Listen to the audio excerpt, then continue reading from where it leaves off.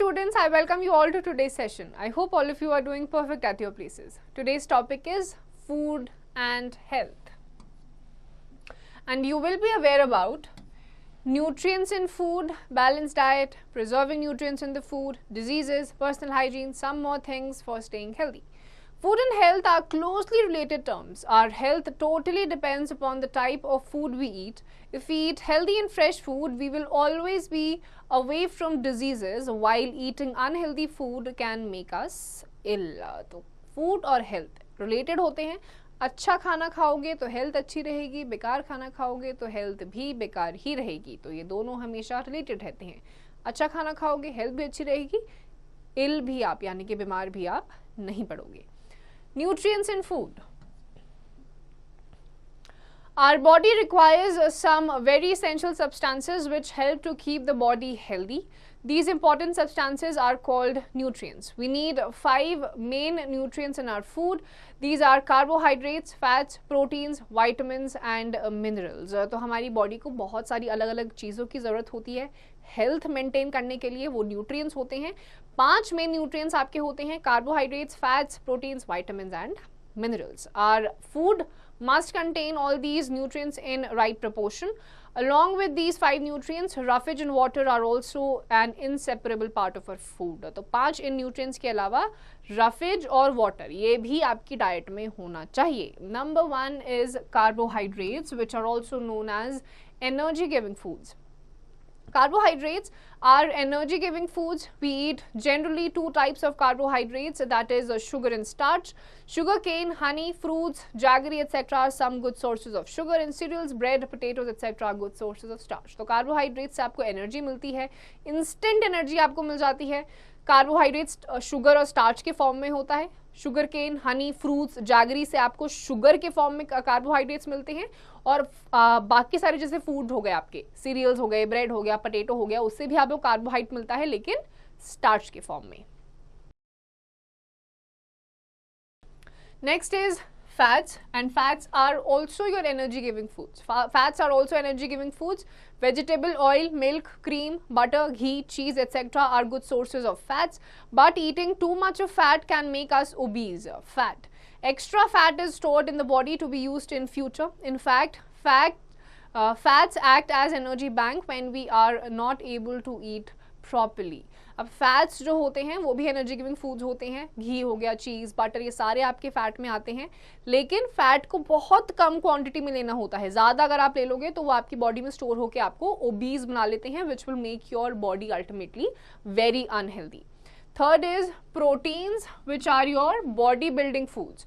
Proteins help us to grow and build body muscles. It also helps in repairing worn out body tissues. Milk, pulses, soybean, eggs, fish, cheese and peas are excellent sources of proteins, and growing children need more amount of proteins. आपकी muscles को grow करने के लिए जो आपके tissues repair होने होते हैं, नए टिश्यूज बिल्डअप होने होते हैं, उसके लिए प्रोटीन की बहुत ज़्यादा ज़रूरत होती है. सोयाबीन, एग्स, फिश, चीज़, इन सबसे आपको प्रोटीन मिलता है. और जो ग्रोइंग बच्चे होते हैं, जो अपनी ग्रोइंग स्टेजेस में होते हैं, उनके लिए प्रोटीन सबसे ज़्यादा इंपॉर्टेंट होता है. इस फेज़ में अगर आपने इनफ प्रोटीन नहीं लिया तो आपकी बॉडी बाद में आगे चल के जब आप एडल्टहुड में एंटर करते हो तो बहुत ही ज़्यादा वीक हो जाती है. Next is vitamins. Vitamins are also known as the protective foods. Vitamins protect our body from various diseases and keep us healthy and fit. Although vitamins are required by our body in little amount, but the deficiency leads to many fatal diseases. A, B, C, D, E and K are essential vitamins. So vegetables, fruits, eggs and fishes are good sources of many vitamins. अब vitamin जिन जिन food sources में होता है ये आपकी body को healthy रखता है, fit रखता है, डिजीजेस से प्रोटेक्ट करके रखता है. और अगर थोड़ी बहुत भी डेफिशिएंसी अगर आपको हो जाती है किसी भी विटामिन की, जैसे आपके vitamin A, B, C, D, E, K हो गया, ये एसेंशियल विटामिन हैं, इनमें से एक की भी अगर थोड़ी बहुत भी डेफिशिएंसी यानी कि कमी हो जाती है तो आपकी बॉडी को बहुत ही फेटल डिजीजेस जिससे डेथ भी हो सकती है वो भी हो सकती हैं. More to know, vitamin D synthesised by our skin in sunlight. तो विटामिन डी आपको नेचुरल फॉर्म में कहाँ से मिलता है? सनलाइट से. तो सनलाइट सुबह जो एकदम सुबह सुबह सनलाइट मिलती है, कम से कम आधा से 1 घंटा आपको सनलाइट में बैठना चाहिए ताकि आपकी बॉडी को इनफ सनलाइट मिल सके. Next is minerals, which are also known as the protective foods. Minerals help to strengthen bones and muscles. Iron, calcium, iodine and phosphorus are some important minerals required by our body. अब minerals जो होते हैं ये आपकी body के लिए important होते हैं, bones को healthy रखते हैं, muscles को healthy रखते हैं.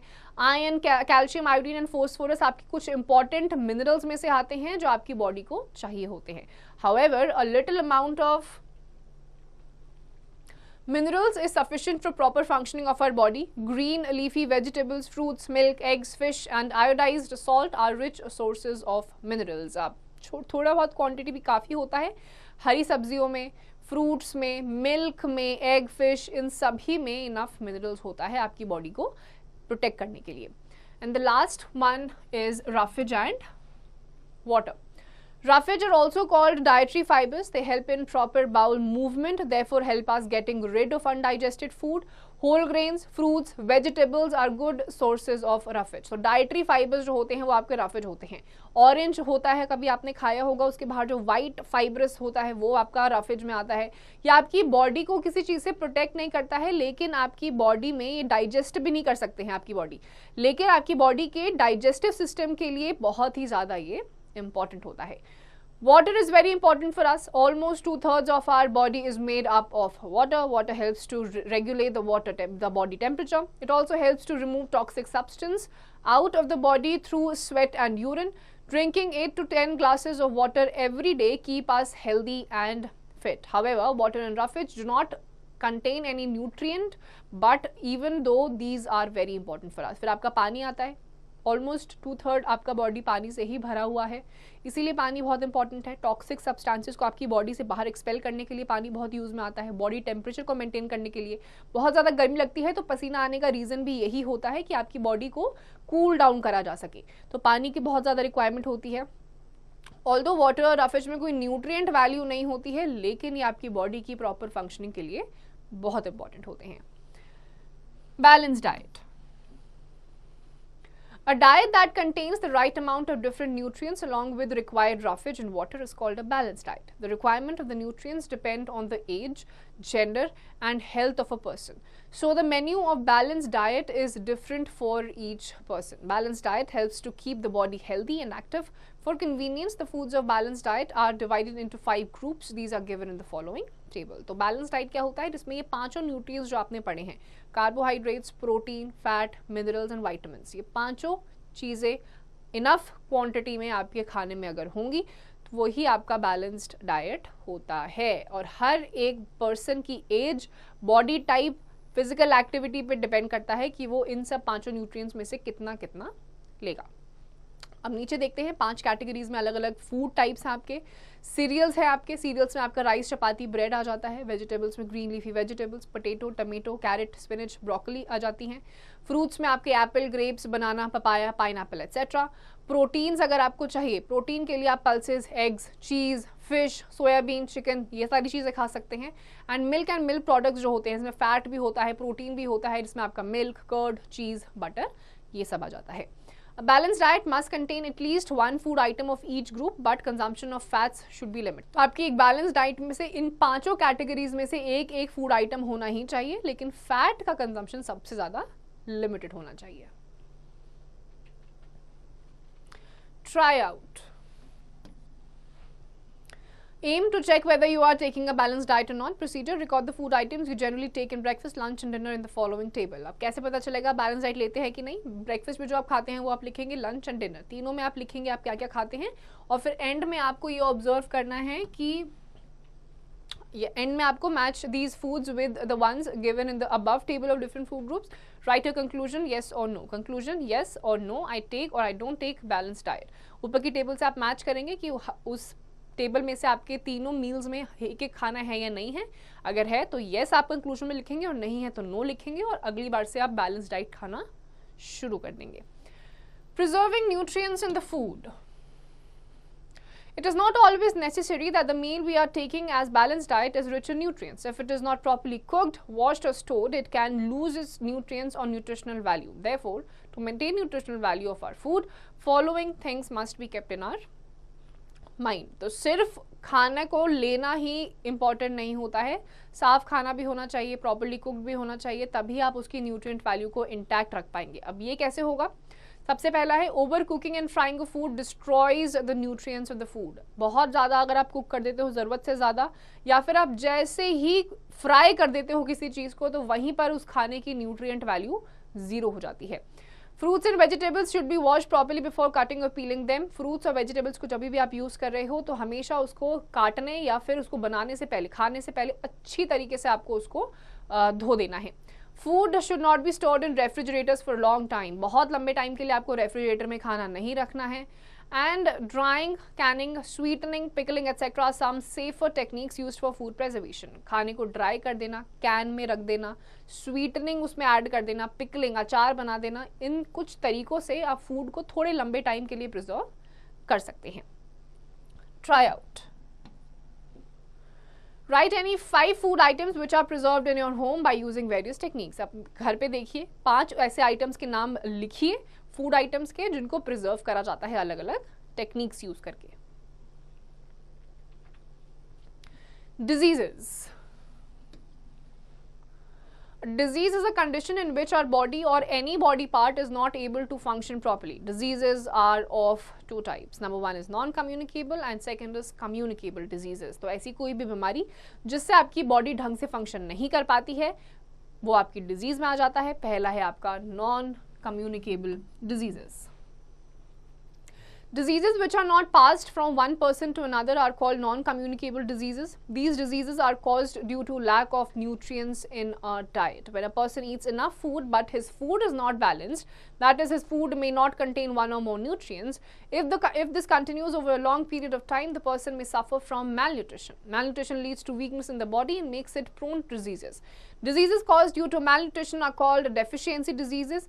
Deficiency diseases do not get transferred from one person to another. Therefore, these diseases are non-communicable diseases. अब diseases जो होती हैं, जो एक person से दूसरे person पे transfer नहीं हो सकती हैं by barely touching or eating their food, वो आपका हो जाता है नॉन कम्युनिकेबल डिजीजेज में। ये यूजुअली तब होती है जब कोई भी आपके न्यूट्रिएंट्स आपकी डाइट में नहीं होती है।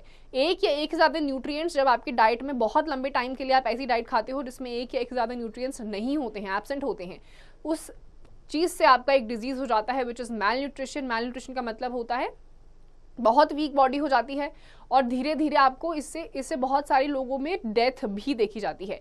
अब इसी वजह से इसको डेफिशिएंसी डिजीज कहा जाता है, क्योंकि एक या एक से ज़्यादा न्यूट्रिएंट्स की डेफिशिएंसी हो जाती है बॉडी में और ये कम्युनिकेबल नहीं होती है।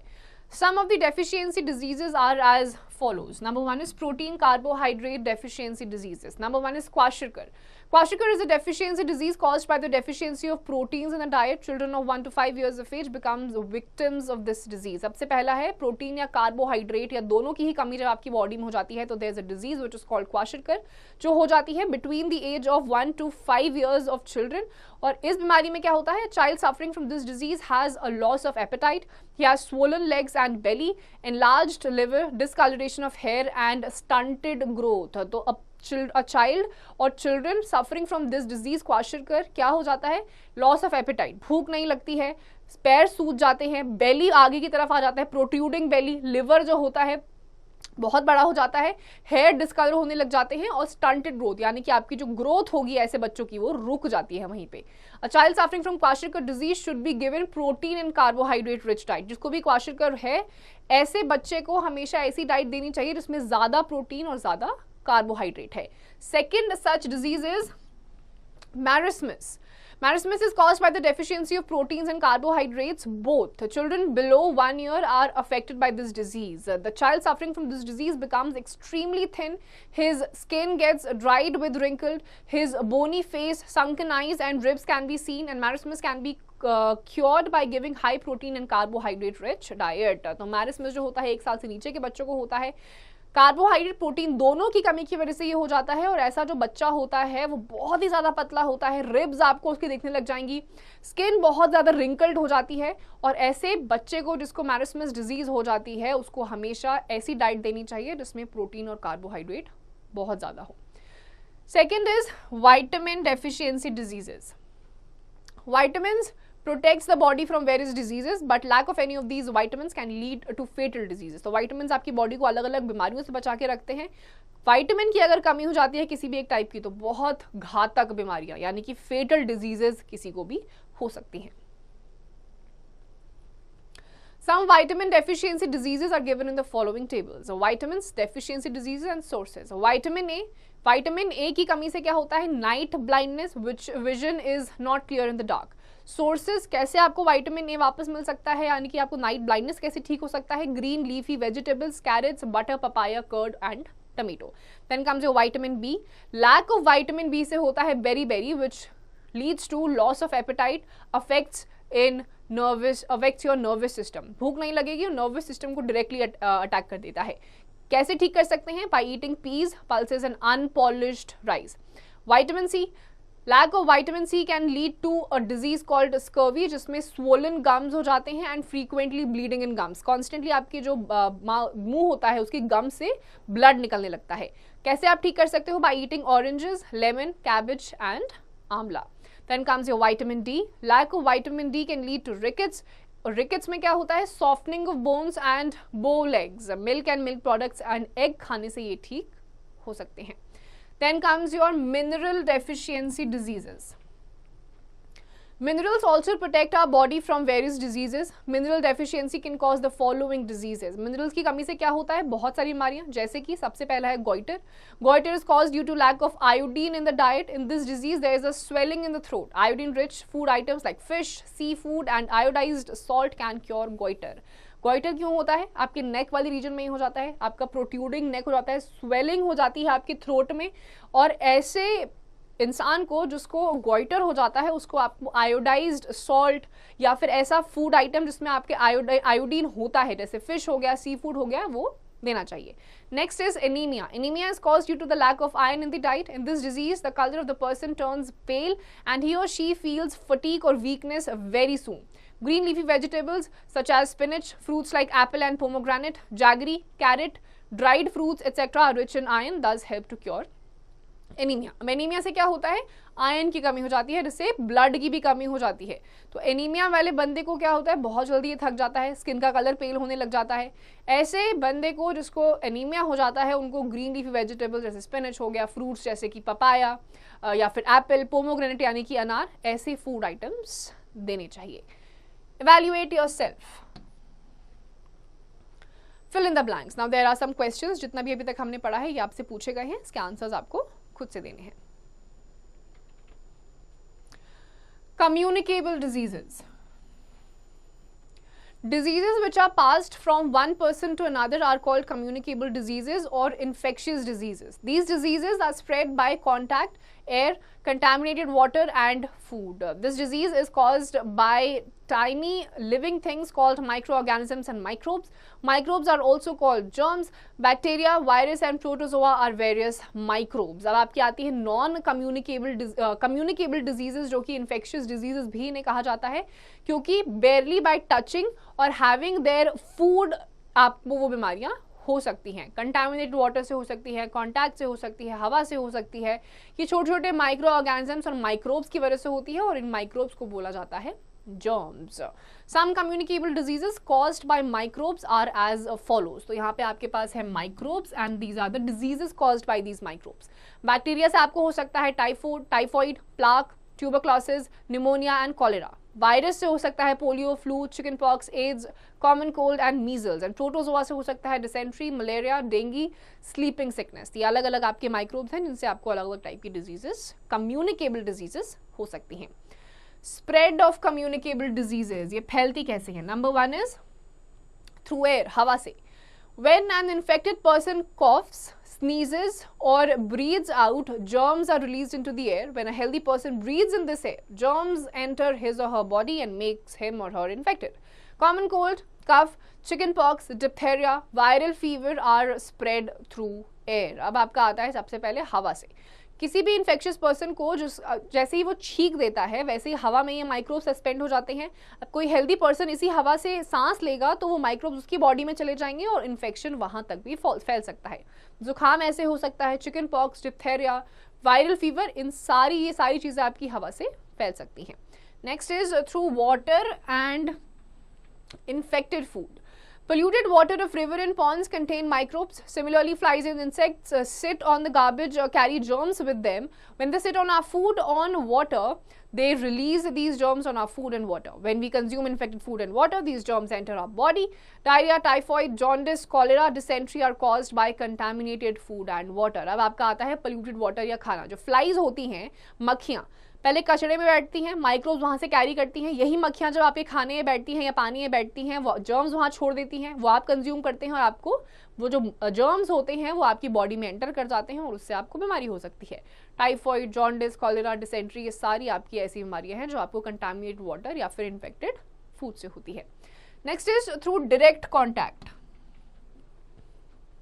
If a healthy person comes in contact with an infected person through direct contact or uses his used articles like clothing, he will be at higher risk of getting an infection. Chickenpox, ringworm, measles and common cold easily spread through direct contact. अब आप directly किसी ऐसे बंदे के contact में आ जाते हो जिसको कोई बीमारी हो रखी है, जैसे कि आपका इन्फेक्शन हो गया, चिकन पॉक्स हो गया, रिंग वर्म हो गया, उसको आप टच भी करोगे तो उसी से, या फिर उसके यूज्ड कपड़े आप पहन लोगे, उसका खाया हुआ खाना खा लोगे, तो भी आपको वो बीमारी बड़ी आसानी से हो जाएगी. Through insects. Many blood-sucking insects like mosquitoes, bugs and fleas are responsible for spreading various diseases like malaria, dengue and plague. Malaria is spread by Anopheles mosquito when it sucks the blood from an infected person. It sucks germs of malaria along with the blood of sick person. When it bites another healthy person, the malaria germs are injected in his body and make him victim of malaria. अब आपके insect से भी होता है, mosquitoes हो गए, flies हो गया, इन सब से हो सकता है आपको डेंगी, मलेरिया, प्लाग. और आपका मलेरिया जो होता है वो एनोफिल मस्कीटा होता है. मस्कीटो का नाम ही एनोफिलिया होता है, जिससे स्प्रेड होता है. जैसे ही वो इन्फेक्टेड पर्सन का ब्लड सक करता है, उसमें जर्म्स आ जाते हैं. वही ब्लड, वैसे ही वही मस्कीटो एनोफिलिया जो होता है, जैसे ही वो एक हेल्दी पर्सन की बॉडी में सक करता है ब्लड या इन्फेक्ट कर देता है, उस बंदे को भी, हेल्दी पर्सन को भी मलेरिया हो जाता है. More to know. You must have seen doctors and nurses wearing masks in hospitals. They wear these masks to prevent themselves from germs present in air. They also wear gloves to avoid direct contact of any infectious thing. Masks are also worn by people when a particular kind of disease is spread at that place. Masks filter air and prevent microbes from entering in our body. तो doctors भी usually mask इसीलिए पहनते हैं ताकि diseased person या जिस भी person को डिजीज हो रखी है उससे जर्म्स उनकी बॉडी में ना इन्फेक्ट हो, क्योंकि जो मास्क, अच्छे मास्क होते हैं उनमें फिल्टर्स होते हैं जो एयर को फिल्टर आउट करके उसके बाद फ्रेश एयर को आपकी बॉडी तक पहुंचाते हैं. Evaluate yourself. Answer the following questions. अभी तक जितना ही पढ़ा है उसके बेसिस पे कुछ क्वेश्चंस पूछे गए हैं जिनके आंसर्स आपको खुद से देने हैं. Prevention of communicable diseases. Communicable diseases can be controlled by adopting the following ways. Number one is do not eat or drink anything without washing hands properly. Keep the patient in separate room. Don't allow others to touch his articles. Wash patient's clothes and utensils in a disinfectant. Change his clothes regularly.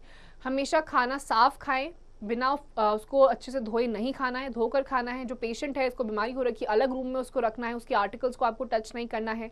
जो patient के clothes हैं उसको disinfectant से आपको धोते रहना है. Floor and walls of the room should be cleaned with a disinfectant. जो फ्लोर्स होते हैं, दीवारें होती हैं घर की, उनको डिसइंफेक्टेंट से आपको रेगुलरली धोते रहना है.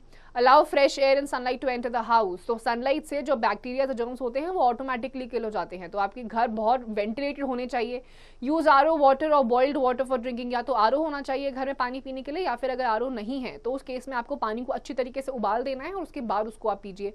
Keep the food items covered. खाने को कवर्ड रखिए ताकि मस्कीटोज या फ्लाइज उसके ऊपर बैठ के जर्म्स उसमें ना डाल दें. Use mosquito repellent and phenyl to get rid of mosquitoes and flies. अब घर पे बहुत ज़्यादा मक्खियां हैं, मच्छर हैं, तो उसके लिए क्या करना है, मस्कीटो रेपेलेंट क्रीम या फिर मस्कीटो रेपेलेंट्स को यूज़ करिए या फिर फिनाइल को यूज़ करिए ताकि मस्कीटोज और फ्लाइज घर में ना एंटर करें. Clean toilets, bathrooms and drains daily with phenyl. Keep your surroundings clean. Garbage should be thrown in the dustbin. अपने टॉयलेट्स को डेली ड्रेन करना है, अच्छे से फिनाइल से साफ करना है और अपने सराउंडिंग्स को हमेशा साफ सुथरा रखना है. डस्टबिन में ही अपने कचरे को डालना है. Vaccination. A number of communicable diseases can be controlled by vaccinations. Vaccines contain small quantities of dead and weak microbes. They are given orally or injected into the body. When these dead and weak microbes enter our body, the natural immune system of the body produces some specific substances which fight against these microbes. This creates immunity against that particular disease for which vaccine is given. तो vaccination क्या होता है? बहुत सारी जो communicable disease होती है उन्हें वैक्सीनेशन से कंट्रोल किया जा सकता है. कैसे होता है? ये डेड और वीक माइक्रोब्स को आपकी बॉडी में इंजेक्ट कर दिया जाता है. अब इसी टाइप के माइक्रोब्स जब आपकी बॉडी को इंजेक्ट कर दिए जाते हैं और दोबारा आपको इस टाइप के माइक्रोब्स अगर इन्फेक्ट कर देते हैं तो वो आपकी बॉडी का इम्यून सिस्टम बहुत स्ट्रांग हो जाता है, इम्यूनिटी मिल जाती है और आपको उन माइक्रोब से कोई भी बीमारी नहीं होती है.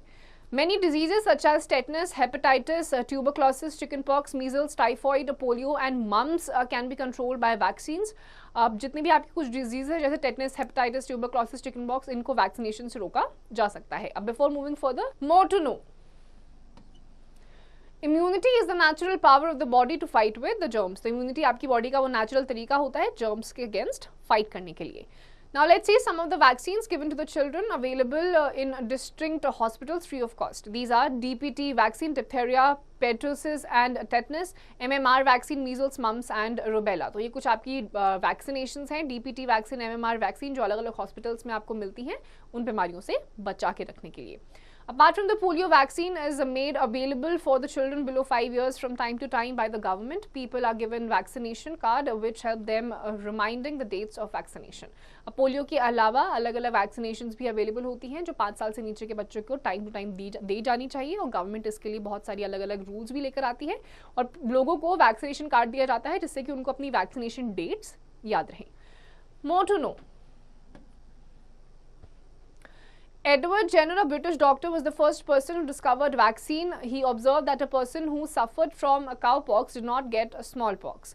He took out weak cowpox germs from an infected person and injected into a healthy person. The healthy person developed cowpox.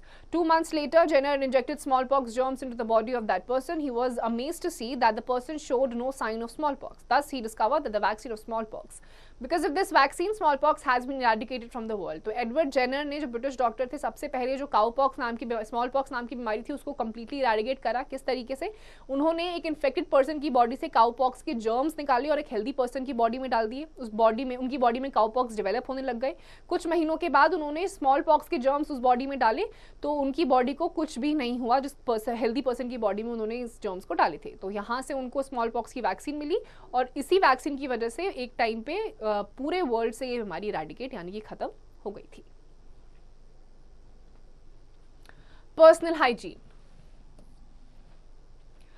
Personal hygiene is the adaptation of some good habits that ensure cleanliness and good health. Personal hygiene keeps us away from communicable diseases. Personal hygiene can be maintained by adopting the following habits. तो personal hygiene से आप सारी diseases से बहुत हद तक बच सकते हैं. क्या क्या आपको करना है?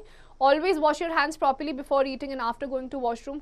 हमेशा खाना खाने से पहले हमेशा वॉशरूम में जाके आपको खाना खाने से पहले भी और बाद में भी अपना हाथ धोना है. Take bath daily to remove dust, dead cells and germs present on the body.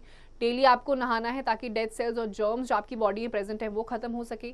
Use हैंकरचिफ while sneezing और कफिंग. जब भी आप छींक रहे हैं या खांसी आपको हो रही है तो हमेशा एक हैंकी को यूज करिए. Cut your nails regularly. अपने नाखून को रेगुलरली काट के रखिए, उसमें बहुत सारे जर्म्स आपके स्टक हो सकते हैं.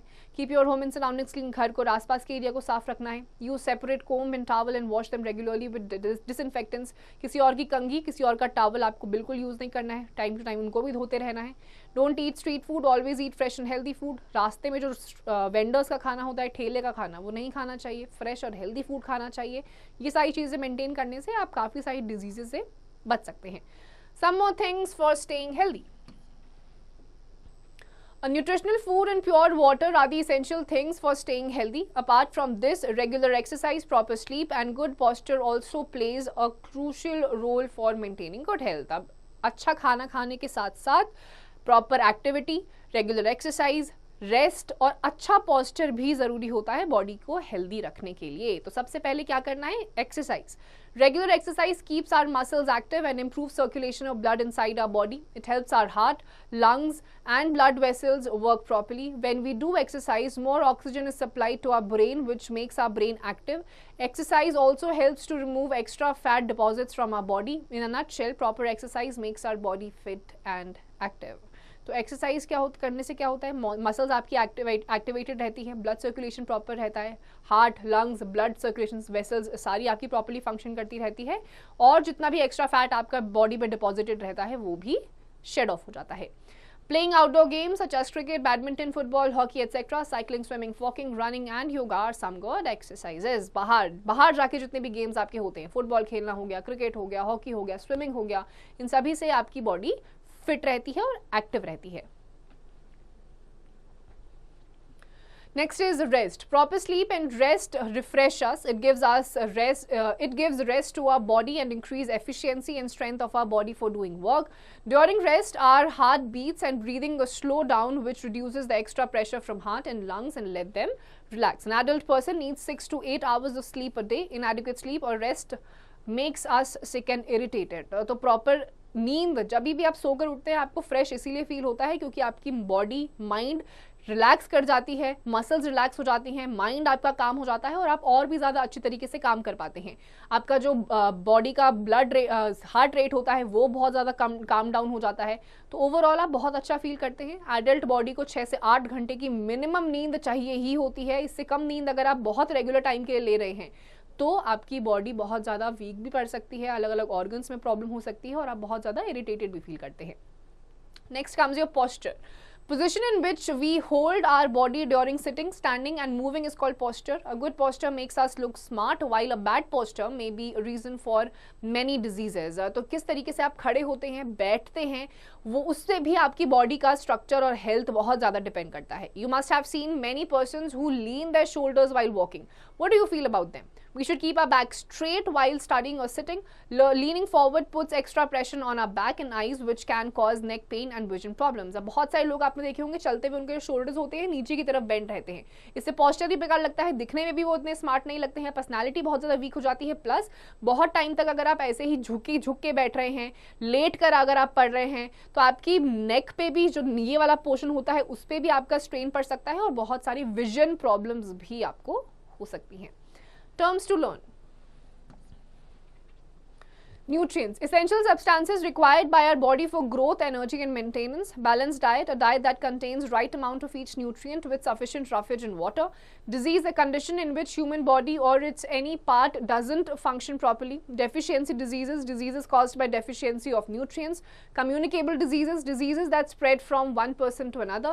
Non-communicable diseases, diseases that do not spread from one person to another. And vaccine, dead and weak germs given orally or injected in our body for protecting from various diseases. तो nutrients, वो 5 आपके main nutrients जो आपकी body की growth के लिए, maintenance के लिए, हेल्थ मेंटेन करने के लिए इंपॉर्टेंट होते हैं। बैलेंस डाइट में आपके 5 के 5 न्यूट्रिएंट्स प्रॉपर क्वांटिटी में होते हैं with roughage and water. Diseases जिसकी वजह से आपकी बॉडी कुछ टाइम के लिए सही से फंक्शन नहीं कर पाती है। डेफिशिएंसी डिजीजेस, किसी भी टाइप के वाइटामिन, मिनरल्स या न्यूट्रिएंट्स की कमी की वजह से जब कोई बीमारी हो जाती है। कम्युनिकेबल डिजीजेस जो एक पर्सन से दूसरे पर्सन तक पहुंच सकती है। नॉन कम्युनिकेबल डिजीजेज इस तरीके से ट्रांसफर नहीं होती हैं। एंड द वैक्सीन, डेड और वीक जर्म्स को आपकी बॉडी में ओरली या फिर इंजेक्शन के थ्रू इंजेक्ट कर दिया जाता है, जिससे आपकी बॉडी की इम्यूनिटी सिस्टम और भी ज़्यादा स्ट्रॉन्ग हो जाती है। So students, with this we come to the end of this chapter. I hope आपको सारी चीज़ें समझ में आ गई होंगी। इसकी जितनी भी एक्सरसाइजेज है आपको खुद से करनी है।